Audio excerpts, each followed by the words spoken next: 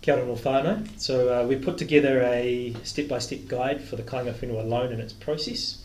So I've got my lovely assistant here, Jo. So the first step there for applying for the Kāinga Whenua, the step is seeking pre-approval. So this in fact is applying for the Kāinga Whenua home loan through us to get a pre-approval, which will then be sent to Housing New Zealand. And this is our tohu. Kia happy nay, Jason. What is this? The tohu pūpea. Aye, so we've used a $sign whānau to represent that, so hopefully you can see that okay. So the $sign represents number 1. Fantastic. Right. Next step is seeking the licence to occupy. Now the licence to occupy gives permission to live on the multiple owned Māori land. This can be a lengthy process when there are numerous landowners or trustees. Kapai. So number 2, we've used the Karu. Aye. Kapai. So whānau, you're basically out there to seek, okay, you need to seek that assistance and awhi. Number 3. Number 3, toru, find a builder and produce a budget and a plan. So finding out what the total cost will be to purchase a house, or either renovate or relocate and complete. Your budget must meet Kiwibank's lending criteria, and you must also obtain all council consents that you need to apply with local bylaws. Kapai, so we've used the whare as the symbol for number 3 whānau, so always have that in mind. So mākua no i hanga tōku nei whare, you determine your own destiny, eh? Kapai, so that's number 3. Haere tonu. Number 4 is getting the loan approval from Kiwibank, so that's obtaining the final approval for the amount that you wish to borrow. Kapai, so what do you get? You get a big tick. Kapai, you get a big tick. Okay, it's important that you get the tick whānau because literally you can't move on until you've actually got that tick. So there is a potama process that you have to go through. Ka pai, haere tonu. Tuarima. Now this is the tripartite agreement. So the tripartite agreement is made of the licence to occupy, including a site licence and a deed of mortgage, and it needs to be signed by yourself, landowners, or the Land Housing New Zealand. Ka pai, so for number 5, Rima, we have got the tapatoru. So the triangle is really important because you need to connect up all 3 of those, what do you call it, entities, connections. Ka pai, right, haere tonu. Tuarono. Aye. Now register with the Māori Land Court. So the Māori Land Court then needs to register your licence to occupy. Hey. The koru.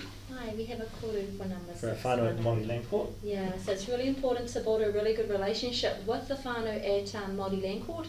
Now, Jace is checking, are there different Māori Land Court agents or consultants throughout the motu, or do you deal with just the one in specific? Yeah, so you can deal with your local, regional Māori Land Courts, or you can deal with the main Māori Land Court, to my understanding. That's fantastic. Excellent. Whoa, we're up to Whitu. Aye. So the building starts. So the building of the new house, renovation or relocation of the existing house starts according to the design, the plan and budget that you've submitted as part of your application. Ka pai, so when you're building, obviously you need a hammer. So aroha mai, hea te kupu hammer i roti te reo Māori. Roemi. Alright, so you definitely need the hammer whānau. Ka pai. Okay, so that's our symbol for the building. Started, that process is up and going. Ka pai. Tuawaru. Aye. Now this is the progressive drawdowns. So timings and the finer details for progressive drawdowns will be unique in every application. So the progressive drawdown is effectively the funds are paid out at different stages. So your first, for example, for construction, the first lot of funds will be advanced for the laying of the foundation. Second funds will be the construction of the house. The third load of funding will be then the completion of the whare, and then depending on the structure of your loan, the final one will be for the completion of the whare. So funds are paid down at each stage once each stage has been completed. Okay, fantastic. So the symbol that we've used for number 8, waru, is the potama. Now with the potama, obviously you're here whānau and you're literally making your way up, okay, to our maunga, I think. So the potama is a symbol for number 8. Right, oh, lucky last. The last to iwa. Aye. Building is complete. So once the building is complete, you're now able to move in. So congratulations to those of you who now own your own whare on your multiple Māori owned land. Ko te ngākau. Ai, ko tērā te ngākau.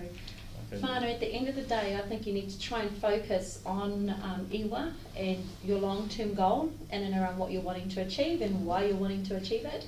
When you look at all 9, thank you very much for that, Jason. You've basically scaffolded our whānau from number 1 to number 9. We've used the symbols to help you get a little bit of a visual and an aid to chiaki you along the way. Fantastic.